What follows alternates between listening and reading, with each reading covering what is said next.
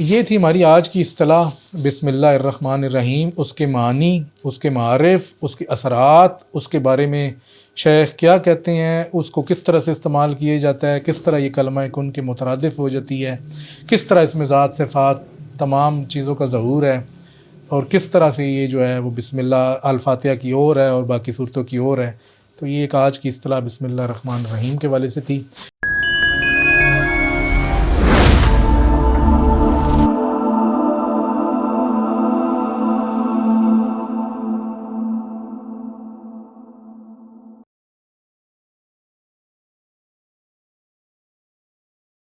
بسم اللہ الرحمن الرحیم۔ السلام علیکم۔ ابن العربی فاؤنڈیشن میں خوش آمدید۔ اپنی سیریز اصطلاحات ابن العربی میں شیخ اکبر کی ایک نئی اصطلاح کے ساتھ حاضر ہیں۔ آج کی ہماری اصطلاح ہے بسم اللہ الرحمن الرحیم۔ ہم دیکھیں گے کہ کلام شیخ میں اس سے کیا مراد ہے، شیخ اس کے کیا کیا معنی بیان کرتے ہیں، اس کے کیا اسرار بتاتے ہیں، یہ کیا ہے، مطلب شیخ اس کو کس طرح سے ذکر کرتے ہیں۔ تو قرآن مجید میں بسم اللہ 114 مرتبہ آئی ہے۔ سورہ توبہ کے بغیر علاوہ ہر سورت کی ابتدا میں بسم اللہ آئی ہے، اور جب سورہ توبہ میں بسم اللہ نہیں آئی تو سورہ نمل میں 2 مرتبہ آ گئی، ایک مرتبہ ابتدا میں اور دوسری مرتبہ اللہ تعالیٰ کے اس قول میں انہ من سلیمان و انہ بسم اللہ الرحمن الرحیم اللہ تعالوا علی واتونی مسلمین۔ تو مطلب حضرت سلیمان کا جو خط تھا تو یہ اس میں انہوں نے ذکر کر دی۔ تو شیخ فرماتے ہیں کہ ہر سورت کی بسم اللہ قرآن مجید میں جو ہے وہ آئی ہے۔ آگے شیخ اکبر کا عقیدہ یہ ہے کہ بسم اللہ قرآن مجید میں جب ہر سورت کی ابتدا میں آئی ہے تو یہ اس سورت کی آیت ہے، مطلب آپ اس کو پوری آیت اس کو تصور کرتے ہیں۔ تو باقی کہتے ہیں کہ سورہ نمل میں 2 دفعہ آئی ہے تو یہ ڈبل ہو گیا سلسلہ۔ تو آگے فقہ کا ایک مسئلہ ہے کہ کیا نماز میں قرات سے پہلے بسم اللہ پڑھنا ضروری ہے۔ تو شیخ نے مختلف علماء کی بات کی ہے کہ جی علماء شریعت نماز میں قرات شروع کرتے وقت بسم اللہ پڑھنے کے بارے میں اختلاف رکھتے ہیں۔ کچھ لوگ فرض نماز میں اس کے نہ پڑھنے کے قائل ہیں، چاہے سری ہو یا جہری ہو، چاہے سورہ فاتحہ سے پہلے پڑھی جائے یا کسی بھی سورت سے پہلے پڑھی جائے۔ کچھ لوگ فرض کے قائل نہیں ہیں، کچھ کہتے ہیں نفل میں پڑھی جانی۔ مطلب شیخ نے مختلف لوگوں کی جو نہیں ہے وہ اس میں وہ بات کی ہے۔ آگے آپ نے جو اپنا نقطہ نظر بتایا ہے، آپ فرماتے ہیں کہ جی شیخ کی جو رائے یہ ہے کہ وہ فقہی مسئلہ ہے تو یہ اس میں تفصیل لوگ دیکھ سکتے ہیں۔ کہتے ہیں اگر وہ آسانی سے بسم اللہ پڑھ سکے تو ٹھیک ہے، لیکن اگر وہ نہ پڑھے تو کوئی صورت ہو، سورہ فاتحہ ہو، تو کوئی اس میں کوئی حرج نہیں ہے۔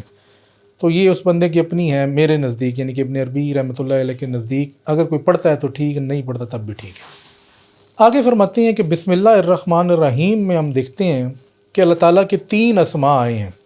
ایک اسم اللہ جو کہ اس میں جامع ہے، یعنی کہ تمام اسماء کا جامع ہے۔ دوسرا اسم الرحمن، اسم الرحمن جو ہے وہ عمومی رحمت ہے، یہ تمام مخلوقات کے لیے، مومن کافر چرند پرند ہر اس میں شامل ہے، کوئی اس سے باہر نہیں ہے۔ فرماتے ہیں چنانچہ وہ دنیا اور آخرت میں رحمان یعنی کہ رحم کرنے والا ہے، اور اسی اسم الرحمن کی صفت سے مخلوقات ایک دوسرے پر رحم کرتی ہیں۔ تیسرا جو ہے وہ اسم الرحیم ہے۔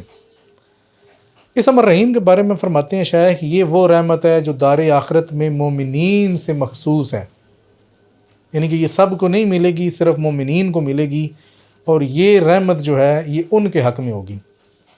تو فرماتے ہیں کہ یہ عالم ان 3 اسماء سے مکمل ہوا، اور بسم اللہ الرحمن الرحیم اس کا اختصار ہے۔ تو عالم کا بھی اختصار ہو گیا اور اسماء کا بھی اختصار ہو گیا۔ پھر بسم اللہ الرحمن الرحیم کے اوپر غور کرتے ہوئے کہتے ہیں کہ جی یہ 4 الفاظ ہیں، بسم اللہ الرحمن الرحیم، تو یہ 4 الفاظ ہوئے۔ آگے فرماتے ہیں اور ان کے 4 معنی ہو گئے، 4 الفاظ 4 معنی، کل ملا کے شیخ کہتے ہیں 8 ہو گئے۔ کہتے ہیں کہ حاملین عرش بھی ہیں، وہ دنیا میں 4 ہیں، آخرت میں 8 ہوں گے۔ تو شیخ نے یہ ایک مناسبت کی ہے، تو کہتے ہیں اس رخ سے دیکھا جائے تو ایک رخ سے یہ حاملین ہیں، ایک رخ سے یہ عرش ہے۔ عرش سے مراد یہ پوری کائنات ہے، اور حاملین سے مراد وہ کنجیاں ہیں کہ جس کے یہ کائنات چل رہی ہے۔ تو شیخ کے نزدیک بسم اللہ الرحمن الرحیم اس پوری کائنات کو چلانے والی کنجی ہے۔ کوئی بھی بندہ جب بسم اللہ پڑھ کے کوئی کام شروع کرتا ہے تو اللہ کی امداد، جو اسماء کی امداد، وہ ساری چیزیں اس کو حاصل ہو جاتی ہیں۔ اچھا، پھر ایک عجیب نقطہ آپ نے بسم اللہ الرحمن الرحیم کے والے سے بیان کیا۔ فرماتے ہیں کہ ہمارے آقا صلی اللہ علیہ وسلم کا ارشاد ہے، اور آپ اپنی خواہش سے نہیں بولتے، اگر میری امت ٹھیک ہو جائے یا اس میں سدھار رہے تو اس کا 1 دن ہے، اور اگر یہ خراب ہو تو اس کا آدھا دن ہے۔ تو شیخ فرماتے ہیں کہ یہاں پر ربانی یوم مراد ہے۔ ربانی یوم کے بارے میں اللہ تعالیٰ فرماتا ہے کہ بے شک تیرے رب کا 1 دن 1000 سال کے برابر ہے۔ تو شیخ فرما رہے ہیں کہ اس حدیث کی روشنی میں دیکھا جائے گا تو امت کا جو سدھار ہے وہ 1000 سال ہے، اور امت کا جو بگاڑ ہے وہ 500 سال ہے۔ کہتے ہیں لہٰذا ہم نے بسم اللہ الرحمن الرحیم میں 1000 مطالب موجود پائے، جس کا ہر مطلب پورا سال گزرنے پر سمجھ آئے گا۔ شیخ فرما رہے ہیں یہ کشفی باطنی بات ہے، یہ کوئی ظاہری بات نہیں ہے کہ بسم اللہ الرحمن الرحیم میں 1000 مطالب ہیں اور ہر مطلب 1 سال بعد۔ تو فرما رہے ہیں کہ اس امت کا 1000 سال پورا کرنا تو لازم ہے۔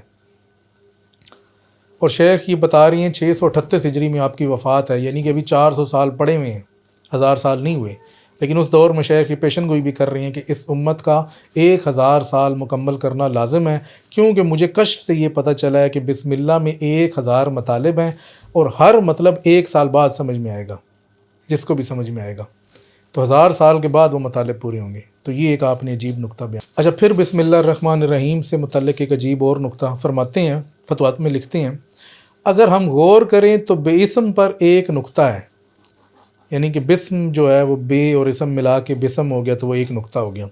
کہتے ہیں اسی طرح الرحمن پر بھی نقطہ ہے، الرحیم میں 2 نقطے ہو گئے، جبکہ اللہ پر کوئی نقطہ نہیں ہے۔ کہتے ہیں چونکہ اسم اللہ ذات کی طرف اشارہ ہے تو اس لیے اس پر نقطہ نہیں ہے، اور یہ جو باقی تمام جو ہیں الرحمن الرحیم اور اسم یہ صفات کی طرف اشارہ ہے، اس وجہ سے ان پر نقطے ہیں۔ تو یہ جو ذات اور صفات کا جو فرق ہے وہ بھی بسم اللہ الرحمن الرحیم میں واضح ہے۔ آگے فرماتے ہیں کہ بسم اللہ کی خاصیت کیا ہے۔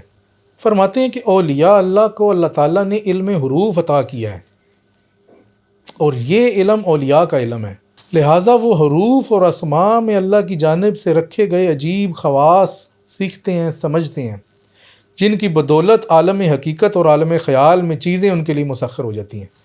یعنی کہ وہ حروف کی قوت سے ہی تمام عالم کو مسخر کرتے ہیں، اور یہ جو ہے یہ خاص علم ہے کہ جو اللہ صرف اپنے اولیاء کو دیتا ہے۔ کہتے ہیں کہ بعض لوگوں کو یہ سارا کمال صرف بسم اللہ میں ہی دے دیا جاتا ہے، یعنی کہ کچھ تو وہ ہیں کہ ان کو تمام علم حروف پورا سکھایا جائے گا، بتایا جائے گا، پھر وہ اس کی تاثیرات سے، انفعالات سے، پتہ نہیں کیا کیا چیزیں اس سے کریں گے۔ کہتے ہیں کچھ ایسے ہوتے ہیں کہ جن کو ڈائریکٹ بس ایک ہی چیز دے دی جاتی ہے، بسم اللہ، اور جس کے لیے بسم اللہ پڑھتے ہیں وہ چیز آگے مسخر ہو جاتی ہے۔ فرماتے ہیں اور یہ بسم اللہ ان کے لیے تمام اسماء کی قائم مقام ہو جاتی ہے، اور اس بندے کے لیے لفظ کن کی طرح بن جاتی ہے۔ جس طرح اللہ تعالیٰ لفظ کن کہہ کے اشیاء کو ایجاد کرتا ہے، اسی طرح بسم اللہ کہہ کے یہ شخص جو نہیں ہے موجودات کو مسخر کر لیتا ہے۔ آگے فرماتے ہیں جو بسم اللہ عطا کی جاتی ہے یہ سورہ فاتحہ والی بسم اللہ ہے، یہ باقی صورتوں والی بسم اللہ نہیں ہے۔ اب یہاں پر آپ شیخ جو ہیں وہ سورہ فاتحہ کو اور باقی صورتوں کو علیحدہ علیحدہ کر رہے ہیں۔ اچھا، یہ جو آپ کا اعجاز ہے نا کہ آپ صورتوں میں آپ یہ بتا رہی ہیں کہ سورہ بقرہ سے جو چیز شروع ہو رہی ہے وہ اور ہے، تو جو سورہ فاتحہ وہ اور ہے، یہ اس میں بڑی کمال اور گہرائی ہے، کیونکہ آپ نے اپنی کتاب الاسراء میں بھی یہی فرمایا کہ سورہ فاتحہ جو نہیں ہے وہ خاص نبی پاک صلی اللہ علیہ وسلم کو دی گئی ہے، اور جو باقی صورتیں ہیں اس میں باقی انبیاء کی بھی جو ہے وہ شرکت ہے۔ تو فرماتے ہیں کہ اکثر لوگ یہ علم نہیں جانتے، یہ باتیں نہیں جانتے، چنانچہ وہ بسم اللہ کہ جس سے یہ ساری کائنات مسخر ہو جائے وہ سورہ فاتحہ کی بسم اللہ ہے، اور باقی صورتوں کی جو بسم اللہ ہے اگر آپ اس صورت کا دھیان رکھ کے کرتے ہیں تو وہ چند خاص امور کے لیے ہیں۔ یہ تو عمومی ہے، جامع ہے، عمومی ہے ہر شے کے لیے، لیکن وہ چند خاص امور کے لیے۔ تو یہ شیخ اکبر نے بسم اللہ اور خاص طور پر سورہ فاتحہ کی بسم اللہ کے حوالے سے جو ہے ایک عجیب اور نادر نقطہ بیان کیا۔ پھر بسم اللہ کا کلمہ کن کا قائم مقام ہونا، اس کے بارے میں فرماتے ہیں کہ بے شک بسم اللہ بندے کے لیے کلمہ کن کی طرح ہے جس سے وہ ایجاد کر سکتا ہے۔ آپ فرماتے ہیں بس بسم اللہ بندے کے پاس تخلیق کی خاطر ایسا کلمہ ہے جو تکوین کے لیے حاضرت وجود ہے، جیسے اللہ تعالیٰ کے پاس کلمہ کن ہے، لہٰذا اگر تحقق سے بسم اللہ پڑھی جائے تو بندے کے لیے وہی کچھ مسخر ہوتا ہے جو کلمہ کن سے مسخر ہوتا ہے۔ تو یہاں پر آپ نے بسم اللہ کو کلمہ کن سے تشبیہ دی، اور یہ آپ کسی پرانے کسی صوفی کے ساتھ بھی اس کو کوٹ کرتے ہیں۔ اب مجھے ذہن میں نہیں آ رہا کہ یا بایزید بستامی کے ساتھ کرتے ہیں یا منصور حلاج کے ساتھ، ان دونوں کا آپ نے یہ قول بھی نقل کیا ہے کہ انہوں نے یہ کہا ہے کہ بسم اللہ جو ہے وہ کلمہ کن کی طرح ہے۔ اچھا آگے فرماتے ہیں کہ بعض بندوں کو بسم اللہ دی جاتی ہے کہ وہ بسم اللہ کہہ کے جو ہے وہ کلمہ کن سے کام لے لیتے ہیں۔ اچھا یہ حلاج کا یہ کہنا ہے کہ بسم اللہ بندے کے لیے ویسی ہے جیسی حق کے لیے کلمہ کن، تو یہ شیخ ان کو کوٹ کر رہے ہیں۔ آگے کہتے ہیں لیکن بعض بندوں کو بسم اللہ کی بجائے لفظ کن ہی دے دیا جاتا ہے کہ وہ لفظ کن کہہ کے تصرف کر لیتے ہیں، اور یہ اکابرین ہیں جن کو ڈائریکٹ لفظ کن دیا جاتا ہے، جن کو اس کا قائم مقام دیا جاتا ہے، تو یہ ان سے نچلے لیول پہ ہیں۔ پھر آپ ایک حدیث بھی لے کے آئیں کہ رسول اللہ صلی اللہ علیہ وسلم سے روایت ہے، غزوہ تبوک میں صحابہ نے ایک شخص دیکھا لیکن اسے نہ پہچانا، تو آپ صلی اللہ علیہ وسلم نے فرمایا کن ابا ذر، ابو ذر ہو جا، تو وہ ابو ذر تھا۔ تو شیخ فرماتے ہیں کہ آپ نے وہاں پر بسم اللہ نہیں پڑھی، بلکہ آپ نے ڈائریکٹ اللہ تعالیٰ کا جس طرح کن کا اللہ تعالیٰ فرماتا ہے، آپ نے بھی کن کہہ کے جو ہے وہ کام کیا یا مسخر کیا یا اس کو ایجاد کیا، تخلیق کیا، جو بھی کہہ لیں۔ تو یہ شیخ بسم اللہ اور کن کے جو ہے وہ تقابل میں اور ان کی مماثلت میں یہ چیز لے کر آئے ہیں۔ یہ تھی ہماری آج کی اصطلاح بسم اللہ الرحمن الرحیم، اس کے معنی، اس کے معارف، اس کے اثرات، اس کے بارے میں شیخ کیا کہتے ہیں، اس کو کس طرح سے استعمال کیا جاتا ہے، کس طرح یہ کلمہ کن کے مترادف ہو جاتی ہے، کس طرح اس میں ذات صفات تمام چیزوں کا ظہور ہے، اور کس طرح سے یہ جو ہے وہ بسم اللہ الفاتحہ کی اور ہے اور باقی صورتوں کی اور ہے۔ تو یہ ایک آج کی اصطلاح بسم اللہ الرحمن الرحیم کے والے سے تھی۔ امید کرتے ہیں آج کی اس ویڈیو میں آپ کو کچھ نیا سمجھنے کا ضرور موقع ملا ہوگا۔ اپنی نیکسٹ کسی ویڈیو میں کسی نئی اصطلاح کے ساتھ دوبارہ حاضر ہوں گے، اس وقت تک کے لیے اجازت دیجیے۔ السلام علیکم ورحمۃ اللہ وبرکاتہ۔